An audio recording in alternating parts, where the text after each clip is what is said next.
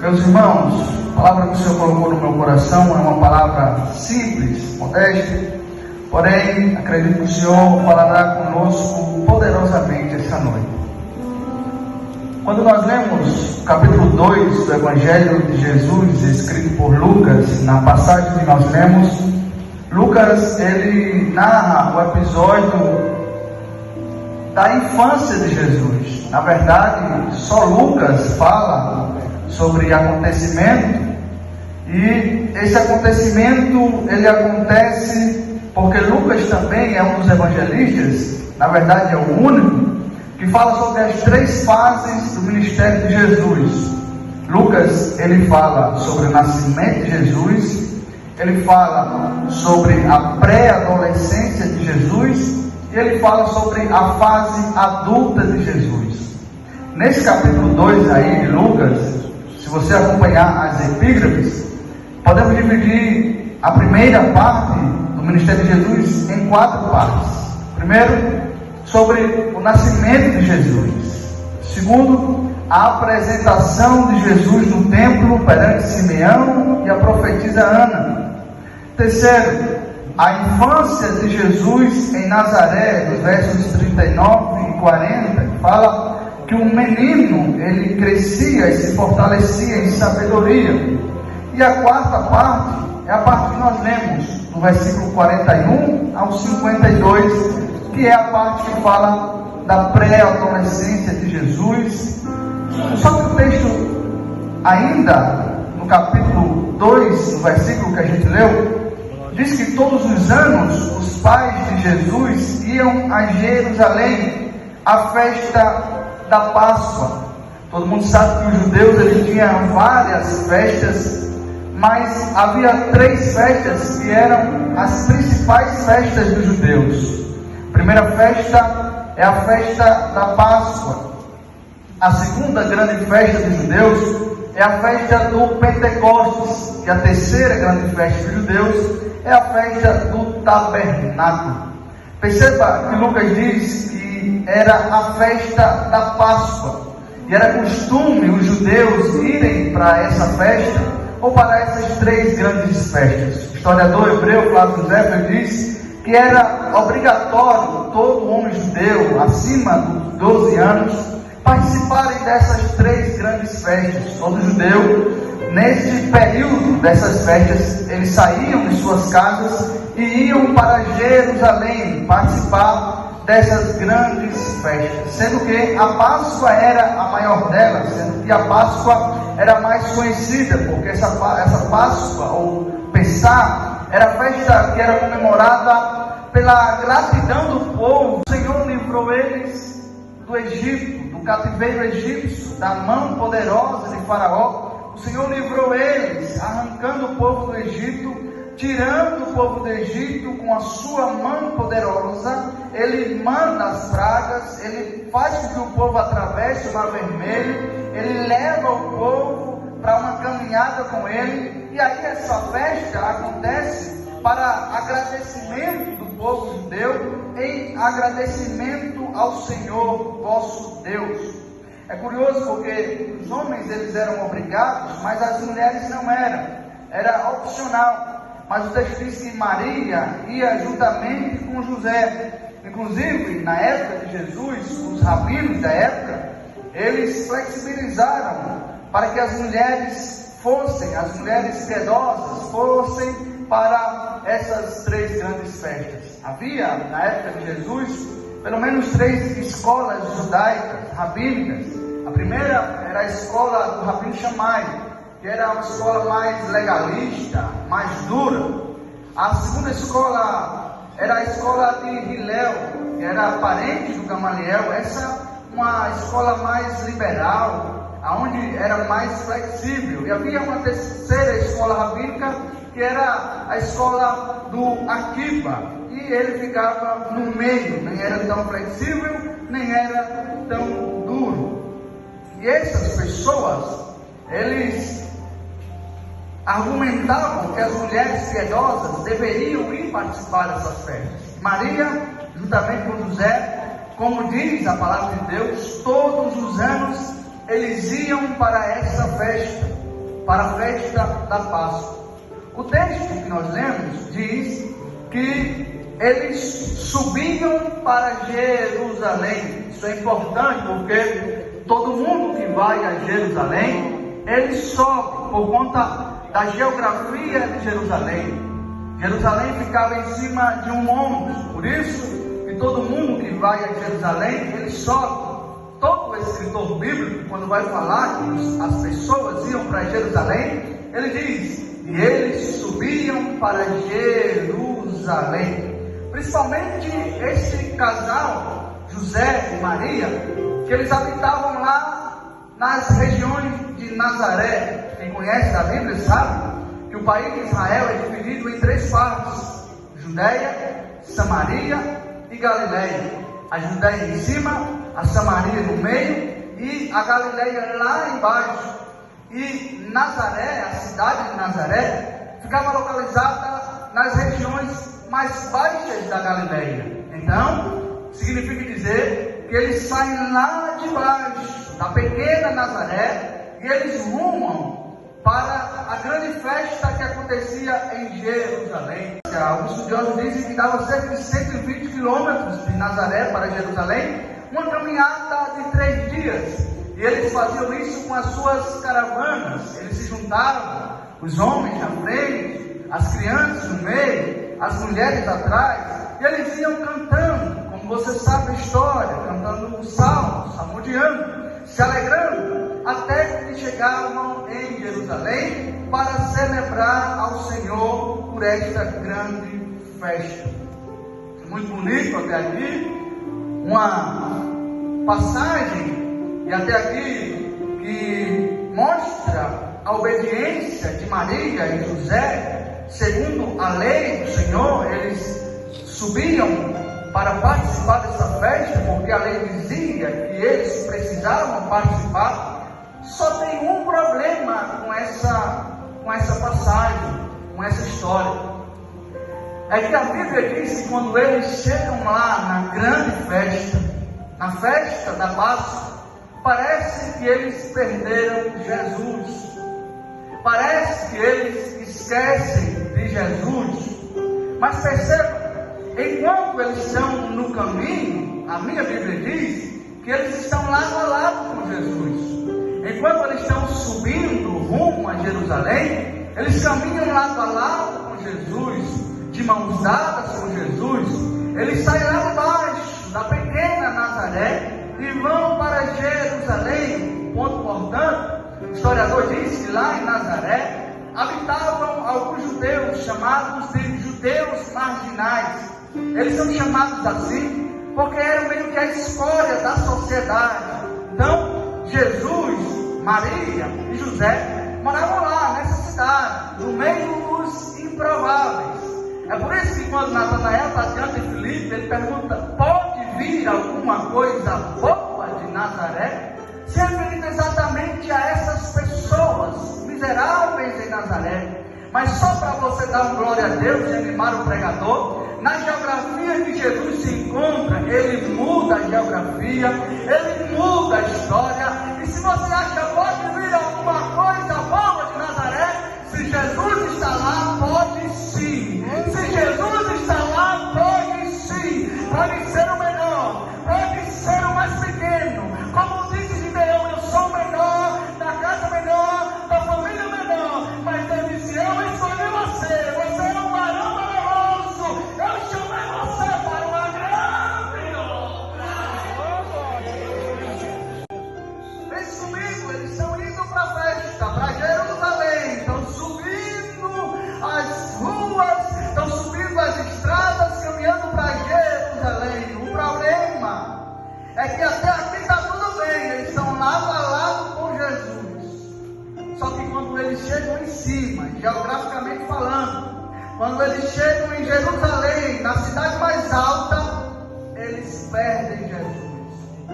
Eles esquecem Jesus e seguram que essa vai pesada. E a primeira aplicação: tem pessoas que parecem que quando estão lá embaixo, tem pessoas que quando estão lá na Nazaré esquecida, tem pessoas que quando estão lá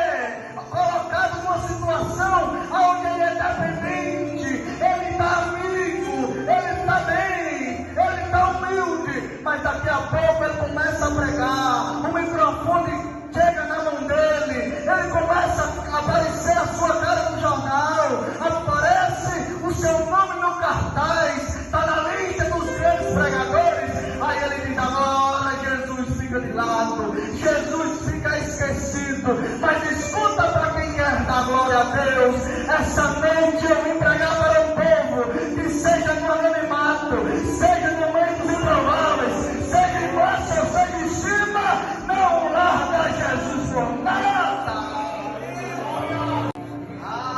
Se você entender essa palavra, o problema da minha geração é que eles trocam Jesus facilmente por qualquer coisa.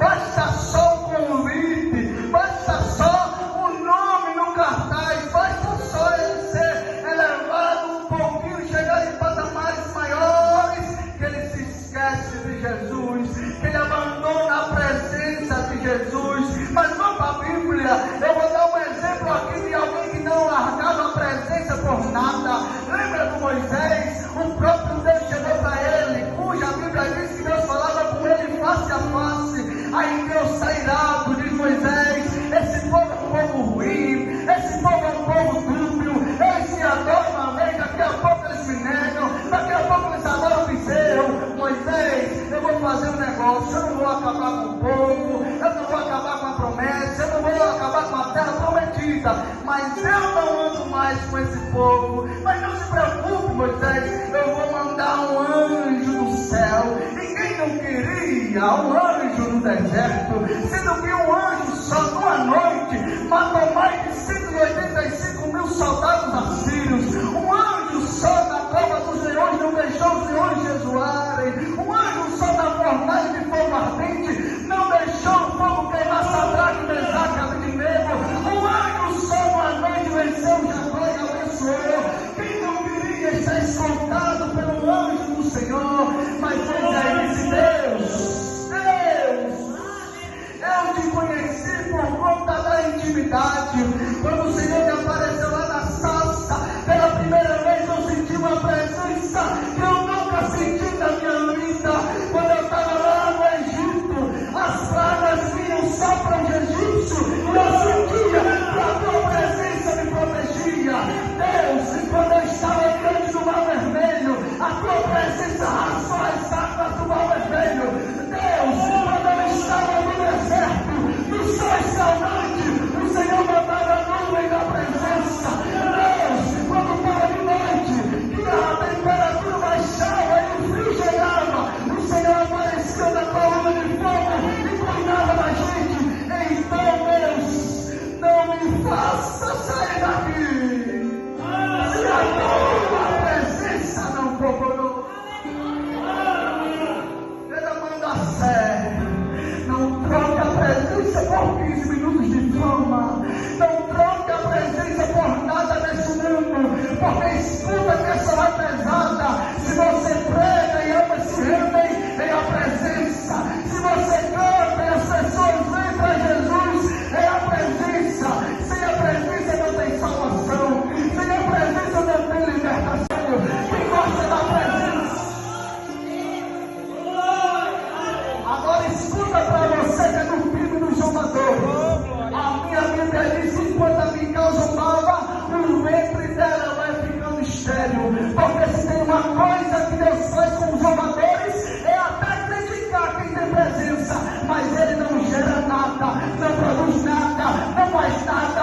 Enquanto os homens de você está no evangelismo, você está na escola bíblica, você está no culto, você está fazendo a obra. Enquanto estão criticando você está lá.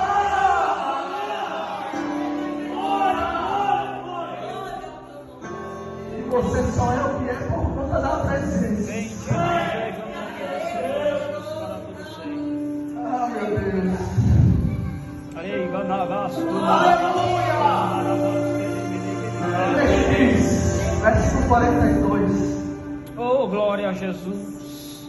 Que eles estão lá na festa. Aleluia! Só que o 43 diz assim: e terminada a celebração, e terminada aquela festa, partiram de volta para Nazaré. Aí a Bíblia diz assim, pelo menos a NVI diz assim: mas Jesus ficou para trás.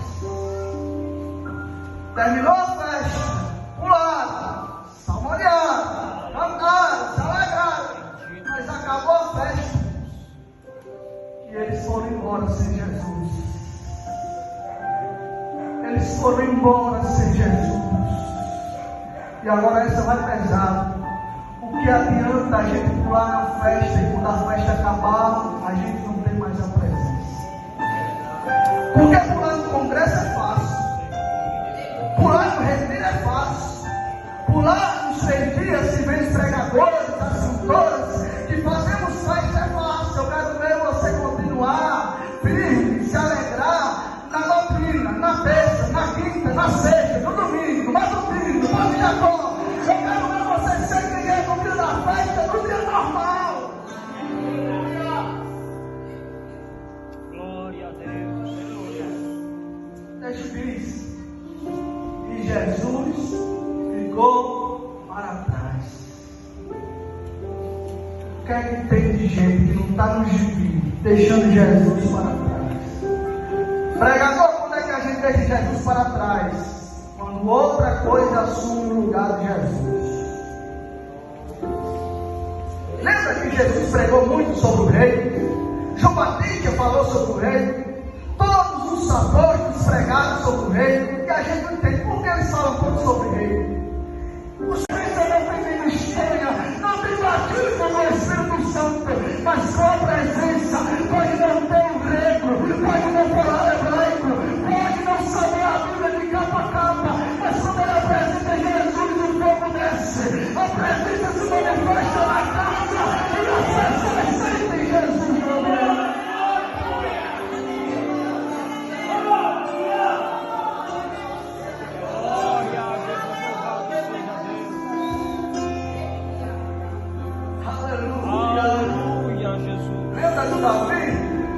O Davi é mais um exemplo de alguém que não largou a presença. Porque quando ele estava lá no pasto, ele tocava e dizia: o Salmo 23, o Senhor é o meu pastor, nada me faltará. Mas um dia cumpriu-se a promessa, colocaram coroa de rei, colocaram o cetro de rei, colocaram a veste de rei. Aí alguém disse: quero ver se ele vai continuar crente com a presença. Sabe o que fez que Davi fez? A Bíblia diz que nessa época levaram a arca. Nessa época não tem mais presença, mas ele diz: antes de eu começar a reinar, eu preciso fazer uma coisa. Sabe o que é? Vamos lá em Obed-edom, na cidade do Geteu, trazer a arca do Senhor de volta, porque eu não sou maluco de reinar sem a presença.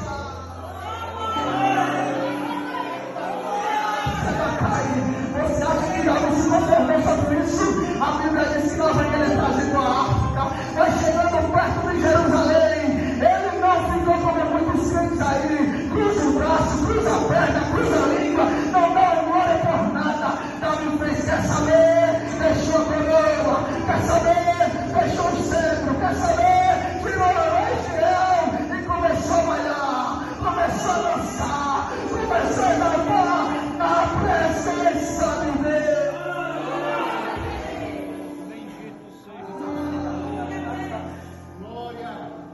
Você acha que as pessoas ficaram satisfeitas? Aleluia. A Bíblia diz que a própria esposa do Davi, lá no palácio, começou a dizer: você está ficando doido, está virando criança. Porque o problema de quem não é espiritual é dizer que o outro está sendo menino. Mas eu prefiro ser um menino na presença do que um gelado sem presença.